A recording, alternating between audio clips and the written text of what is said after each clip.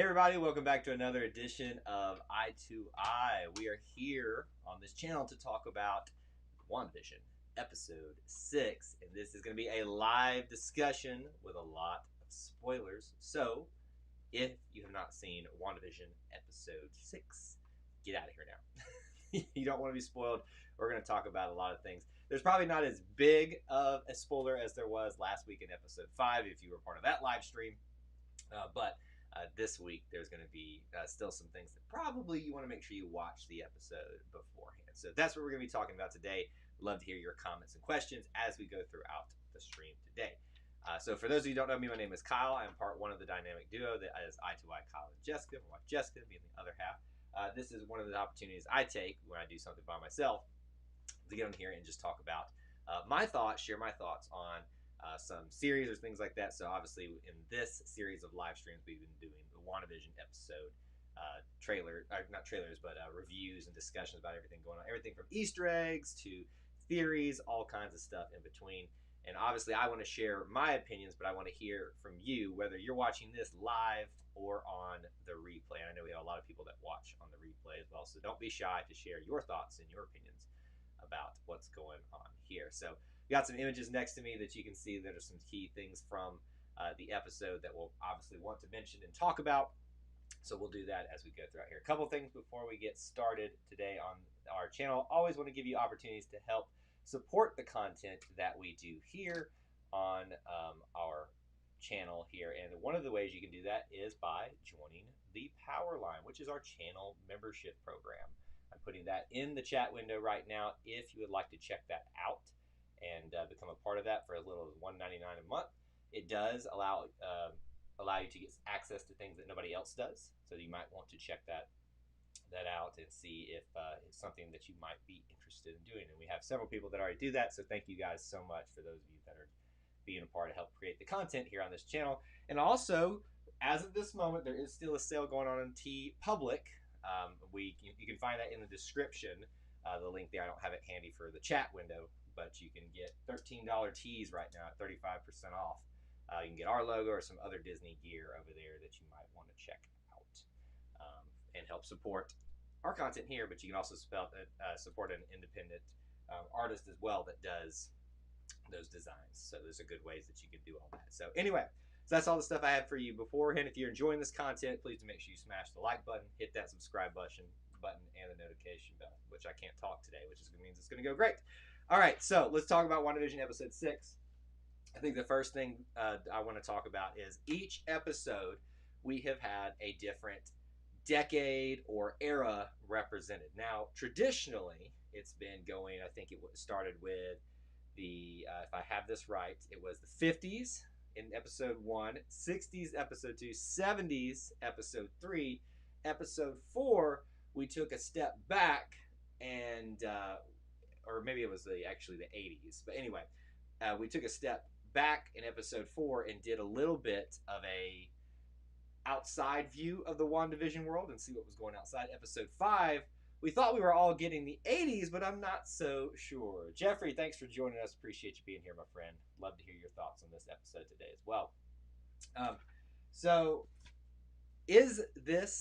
last week's episode was supposed to be the 80s or 90s, but I think it was actually a mixture of the two, because this week it was clearly supposed to be the early 2000s.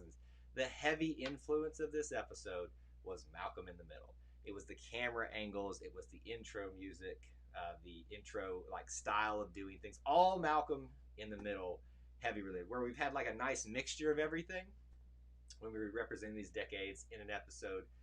This time it was mainly just Malcolm in the Middle. I think there was a reference, a very subtle one, to Home Improvement and stuff like that in there, like a kid in a costume or something like that, but mainly Malcolm in the Middle. So it seems like we skipped the 90s, or did we? So if you go back and look at episode 5, it was almost a mixture of the 90s and the 2000s, because the 80s and the 90s, because Full House references were in there, which kind of spanned both of those.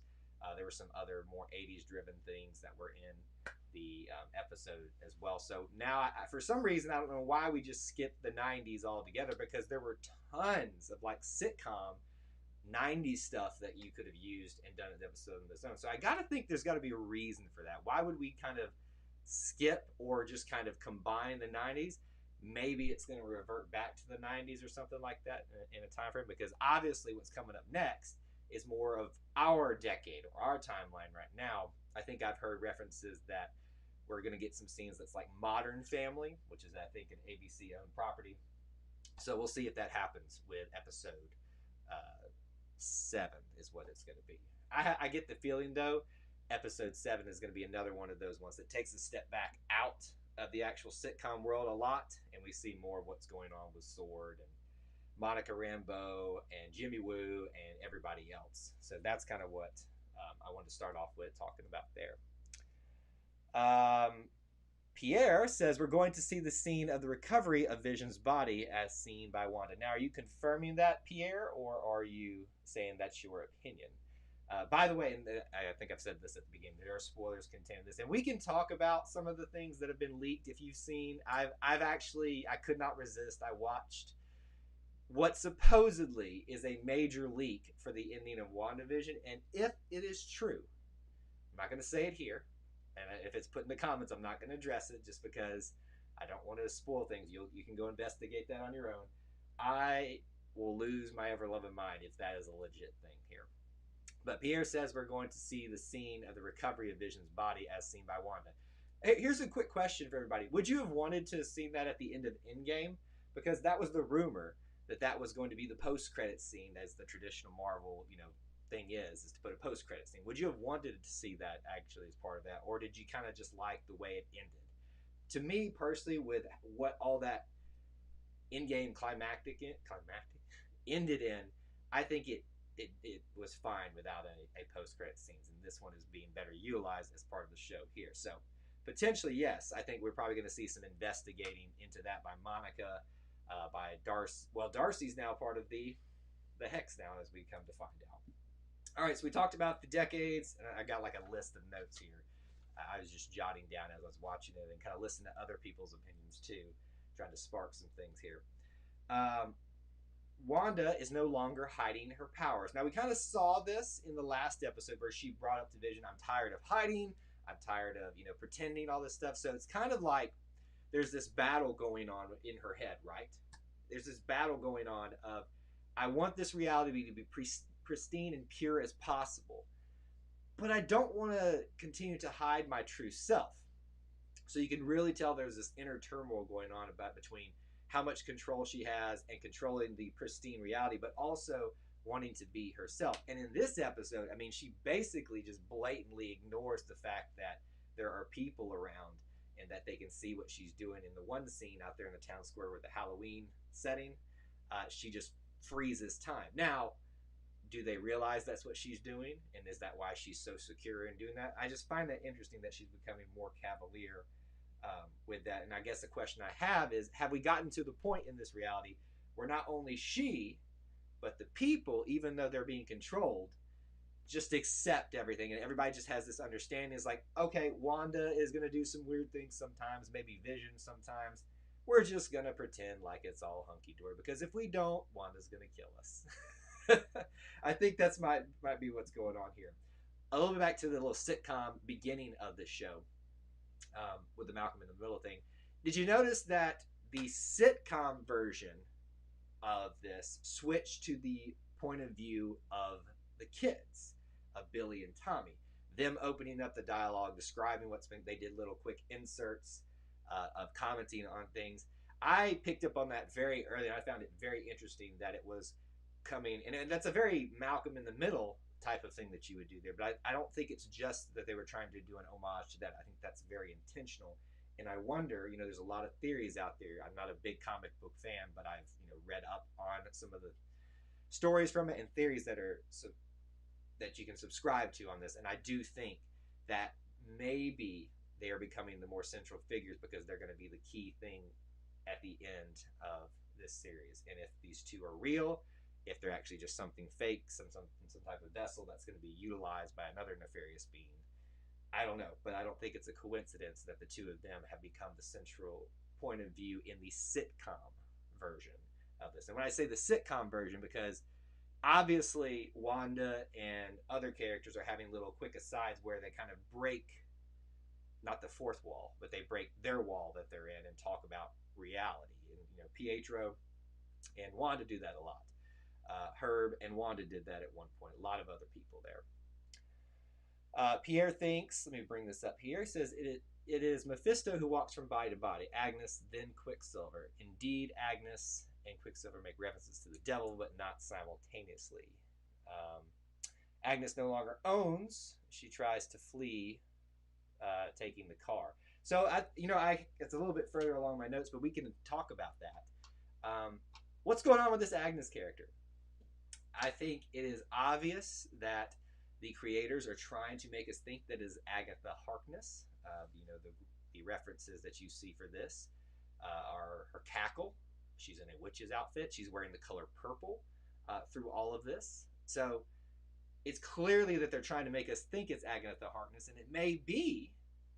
But what we've seen them do in the MCU a lot is take the story, the basis of a character, and flip it on its head and make us think it's going to be one way, but do something completely different with it. So why would she be fleeing? It's because it seemed as the further you get out from the center of the hex, the more robotic you are, the more weird things become. And so she's out at the very edge at that avenue. I can't even remember what it was called at this point. Ellis Avenue, I think is what. And she even told the kids, Wanda told the kids, don't go past Ellis Avenue. When she got to it, there was the edge of the hex, and it seemed like she was almost stuck in a trance and couldn't break free out of it. So is she doing that for show, or is she really not as in control as we thought she was? So I don't know. Agnes, aka Mephisto, is what he's saying, was very intrusive up to Vision's doubts in episode 5, which pushed him to change his body and take the appearance of a Pietro that Wanda, not wanting to lose him again, would force Vision not to be suspicious of him. Okay, so what I think I've following what Pierre is referencing here is that Mephisto is bouncing between bodies and trying to, kind of figure out how he can best mess with Wanda or utilize her. Which would make sense because now that you're seeing Agnes show some more, what shall we say, normal reactions to this, being confused, being controlled, and now there's Pietro, who seems to be more like aware, asking weird questions and trying to redivert attention at times. So that could be a great theory there. Jeffrey, yeah, we sorry we missed you on trivia night. By the way, it's a great thing to bring up. We do trivia on Thursday nights at 7:15 p.m. Eastern time, and it's usually got a theme for half the questions, the other random Disney trivia. So if you haven't joined us for one of those, please do encourage you to do so. And you can know when we go live if you forget, if you're subscribed and have that notification bell marked. That way you don't miss any time that we go live for anything, for whether it's this or something else. So yeah, hey, we missed you there, but love to see you on another trivia night. But great theory by Pierre in jumping from different characters there. Let's see. Great thing to bring up here. The ad in the desert that we expect from the end of the series, as in Avengers Endgame, tells Captain that he was waiting for the dessert, which trying to follow all the stuff. The child dies like us, and we are dying to discover the dessert in the final episode. Okay, so he's got some insights into the commercials. I've enjoyed the commercials coming up in every episode of this because I think, except episode 4, obviously. I think there was one in episode 4 with the whole pullback thing. Interpreting what they mean and finding those little nuances there that kind of make you question what they're trying to get you to think about. It's the Hydra soap. There were the Strucker machine. I think it was a microwave or something like that, if I remember back.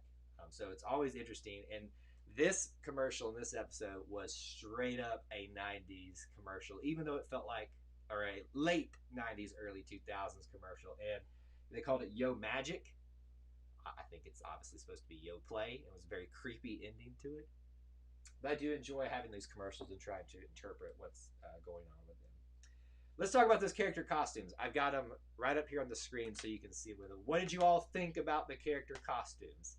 Obviously, they're supposed to be funny. Obviously, they're supposed to not be like legit. Like this is what they're supposed to, this is what we're going to use in a real MCU movie. what did you think about the costumes? Because I thought it was very well done for what it was supposed to be in Halloween costume. So you've got up here in the screen, you can see Scarlet Witch's, at least top part of her, and then Vision's top part of him, and the down below as well. And the reason I kept the two images, even though they're basically the same thing as Vision is, you can see the two different realities that are happening here. I'll talk about in just a second. Or the two different things that are happening here is Vision trying to maintain the illusion to some extent, but Vision is still got his own plans and trying to figure some things out here. All right, Wanda's costume. The 90s, it is probably the most 90s, the most comic, accurate 90s costume that you could get, aside from, you know, because now in the 2000s, in our modern day, we see so many, like, armor plates and things like that on. This is something that would have been in a 90s movie version of it, is what I felt like. Vision's costume basically just was made to look homemade, and it is. I mean, it's just, I mean, I think he's wearing gym shorts on himself right there. So that was pretty funny to see. Quicksilver's was very campy, I thought, or Pietro's, because not only does he have the color scheme down, he's got the electric, I call it, it's not a sash, but it looks like it, just the bolt coming down diagonally on his side.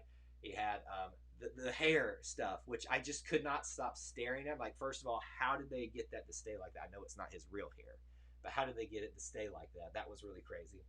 And then the costumes for, I'll bring this up, for the twins, Tommy and Billy. So we had the Speed costume, which really didn't look like, from what I was researching, the Speed costume there, but was more just a mini-me version of Quicksilver, which they basically are the same thing, just a younger and older version of him. But the Wiccan costume for the, I forget if it's Billy or Tommy who's Wiccan, it looked pretty accurate for, like, the comic book version. So it's honestly, it's the one that makes the biggest impact on me, because it looks the most accurate to the comic. And he, if you notice, Speed got his abilities first in this episode, and Wiccan got his abilities second in this. So that's what I wanted to talk about those. Come back to the tension that's arising between Vision and Wanda. So last episode, they had their big blow up, and then I think, as Pierre was talking about, his theory that he's talking about, where Mephisto may be switching bodies over to Pietro. You can probably see maybe that's happening a little bit here, but Vision's becoming more aware of what's going on and is realizing, hey, you know, so here's the thing with Vision. It's clear that Vision doesn't remember much. He obviously doesn't remember being an Avenger. When Agnes brings it up and says, you're an Avenger, he's like, what's an Avenger? So he doesn't remember much outside of Wanda and Scarlet Witch and their time together. But he doesn't really remember anything like that.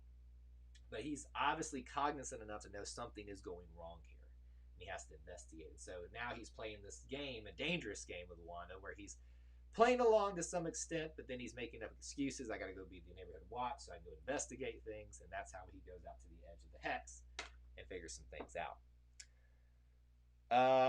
Let's see. Pierre. Vision knows Darcy from the email, so when he meets her, he will restore her memory and continue to investigate the hex, but also know the truth that Darcy discovered about Hayward.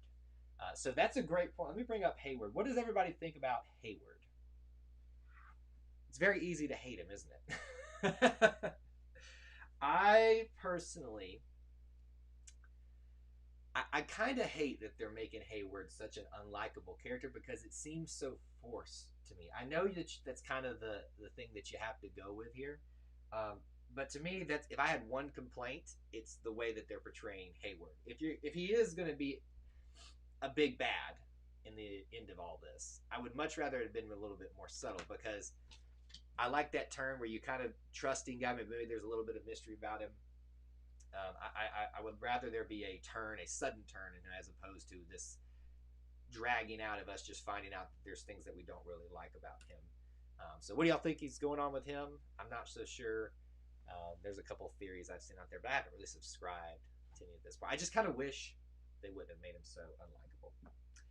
Here's something that I thought was interesting that other people brought up. I think, I'm trying to remember the YouTube channel that brought this up, but I want to bring it up for a discussion point. Is Wanda what's called a nexus? A nexus being a central point in all realities, meaning she is the same throughout all realities, which is why she's able to go and see all of these, have connections to all of these, why she's able to reach out to a version of Pietro and maybe now Mephisto in Pierre's theory is being utilized because of that. Is she a nexus? Which would make her, and we know that she's going to be a central figure in Doctor Strange 2, the Multiverse of Madness, would make sense, right? That she's the nexus between all realities and what happens when that nexus breaks down. We're kind of seeing the effect of that, I think. Pierre thinks Hayward made a pact with the devil to get Maria Rambeau's job, which is why the cancer she had cured came back. Interesting. Now, I thought, I'm trying to follow that theory there. So the pact that he made with the devil gave her cancer, but was cured and came. Interesting. Okay. I don't know that I subscribe to that one completely, Pierre, but it's interesting to think about. I think there was some type of, the way that they're building Hayward up, nefarious means by which he became the director, also coupled with the snap. Also, let me say that about Hayward. What happened to him during the snap? There seems to have been some trauma there. I mean, can you not imagine anybody who went through the snap lived through it and had your loved ones go away and come back, and then your whole world's thrown up again in 5 years? So something traumatic happened to him. We just don't know what. All right, let me make sure. We do a couple other things here. Yeah, I got 2 more things that I wanted to talk about, but you guys can keep bringing them up as you want to. Herb asks, do you want something changed? And remember, Herb is one of the neighbors, and he's dressed up as Frankenstein in this. Now, I think there's some symbolism there, because if you remember the story of Frankenstein's monster, the monster's not necessarily the bad guy. So, Herb, while we've had some suspicions about him, with the Frankenstein's monster, that symbolism makes me think that he's an unwilling participant in this. Well, no, he's a reluctantly willing participant in this, because he's been created and utilized by somebody, by a greater force in all of this. And that's why he asked. He has some autonomy, right? He displayed that before, but not a ton of it, because he can be convinced or changed otherwise. So when he asks, do you need something changed? He's got some autonomy, but how much? And the other thing is that Vision, and what we see at the end, Vision breaking down when he steps outside of the hex. Now, honestly, they did this a little bit different than I thought they would. I thought that when he stepped out, he would immediately be the dull gray, and then have the thing in his head, the crater in his head when he stepped out. But he didn't. I thought that was interesting, that he could exist outside of the hex even for a second, but you saw it start pulling him back in and ripping him apart. So they did some version of what they thought they would. I just thought that he would, when he stepped out of that reality, he would be his old self. But if you remember, and they kind of already set this up, when Monica's suit came out of that reality, and now we know her cells have been changed as well, it alters your DNA on a molecular level.